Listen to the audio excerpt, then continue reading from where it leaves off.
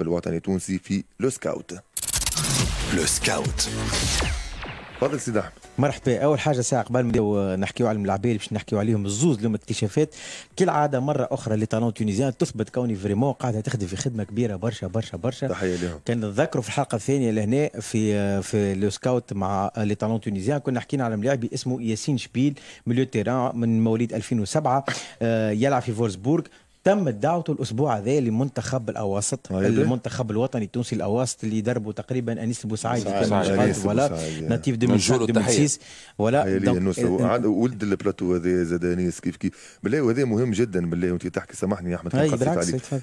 راهو هذا هو الاوبجيكتيف نتاع الروبريك هذا انه في الاخر نحاولوا نطرحوا افكار. خلينا نمشيو ديما للحلول والافكار باش نحاولوا نعاونوا زاد من شيرتنا باش نعرفوا بعض المواهب. يعطيهم صحه. لا وش خص كان يولي جون عنده عين والمنتخب ولا يستحق له سكر عنده هما دي بينيفول. صدقني نعاود نذكر اسامه باش نزبوا خاطر عندنا زوز ملاعبيه راهم توانسه عايشين دوزيام وتروزيام جينيراسيون برا ويخدموا في خدمه دي بينيفول. انا نتذكر مره هذوما عندها برشا مدير فني في الجامعه التونسيه كره القدم عندها برشا مش تو عندها سنين مدوا له ليسته فيها 50 جوار. قالوا له الليسته هذه تفضل فيهم جوارات يكوروا في ليكيب ناسيونال تو هاكم اللي كنت الليسته. قالوا انت فاش تعمل؟ قال لهم فاش تعملوا؟ انت باش توريوني خدمتي. هاي الولاد هاي احمد. المهم ياسين شبيل تم دعوته للمنتخب الوطني التونسي للاواسط. خلينا نحكيو على الزملاعبيه اليوم. اكتشاف لي طالون تونيزيان اللي بدلوا اللوجو نتاعهم تضامنوا مع فلسطين. المره هذه هو علي جابر مولود في 31 مارس 2008 اصيل مدينه باجه منتمي لمركز تكوين في ايرتا برلين وتم تصعيده منذ اسابيع قليله مشاركه بدوري الدرجه الالماني تحت 17 سنه سور كلاسير كالعاده.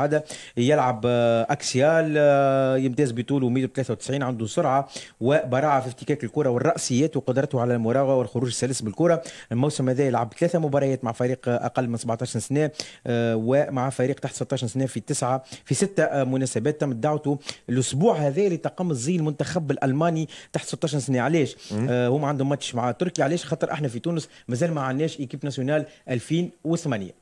لا عندنا 2008 لا موجوده 2008 وراني فيها محمد امين النفاتي. لا راني فيها محمد امين النفاتي وعاملين تربصات وعندهم دي شيونس جايين.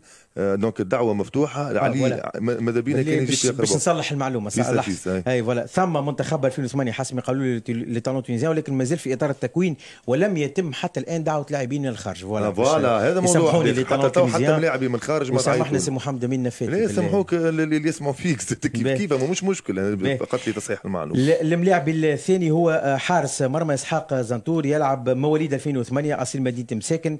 يلعب منذ الموسم الفارط مع فريق نيس بدوري الدرجه الاولى فرنسي تحت 17 سنه بالرغم من صغر سنه كالعاده سور كلاسي ديما يجيبوا لنا ملاعبيه سور كلاسي تبارك الله. الطول نتاعو 187 سي تري امبورطون بالنسبه الجارديان يكون 187. في ماي 2023 تمت دعوته للمشاركه في تربص انتقائي للمنتخب الفرنسي تحت 15 سنه في مركز تكوين النخبه في كلير فونتان واحصائياته الموسم هذا 4 كلير فونتين لعب 4 مباريات كاساسي مع فريق تحت 17 سنه ومباراه وحيده كاحتياطي ومباراه كاساسي مع فريق تحت 16 سنه. حارس مرمى واعد ان شاء الله نلقاوه في المنتخب الوطني التونسي ان شاء الله يكونوا موجودين كما غيرهم من الملاعبيه. تحيه كبيره لطالون تونيزيان على المجهود هذا. شكرا لك احمد. ان شاء الله نلقاهم لبناء مستقبل افضل للمنتخبات التونسيه نتاعنا. بارك الله.